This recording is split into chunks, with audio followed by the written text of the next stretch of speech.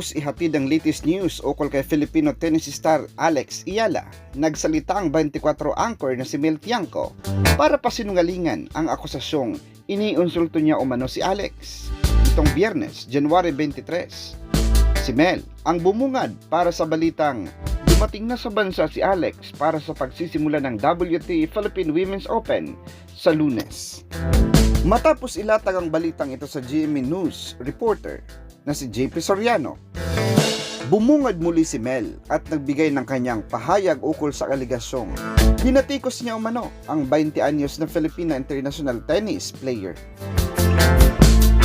Ang sabi ng 70 years old na anchor, "Nako, iba ka po. Sakaling nakita niyo yung mga picking post na iniinsulto ko raw ang Philippine tennis star na si Alex Eala, naku, tahasan ko pong sasabihin, fake news po ang mga post na iyan." Sa isang Facebook account, nag-post na pinagsasalitaan daw ng masama ng veteran actor ang rising international tennis star. Hindi umano'y may pahayag si Mel na kinukontra ang pahayag ni Alex na ang karangalang anyang nakamit ay para sa Pilipinas. Sinabi pa umano ni Mel na despicable at selfish person si Alex.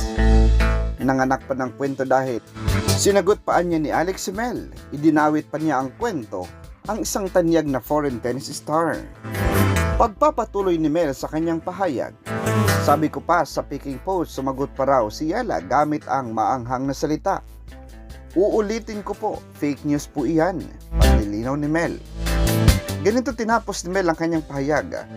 Wala po akong sinabing anumang negatibo kay Alex. Hindi ko rin iniinsulto kailanman, bagkos pinagbubunyi ko siya at pinagdarasal po. Salamat. Kaya mga kasama, ingat po tayong lahat sa pagbabasa sa mababasa natin na makikita sa social media na lalo't na't kung ang pinagmulan nito ay hindi litimong pinagmumulan ng mga balita.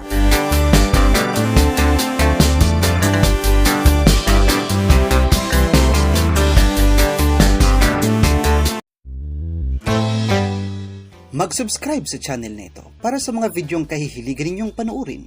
Bisitahin rin ang iba pa naming mga video sa aming mga playlist. Maraming salamat sa inyong panonood, mga kasama.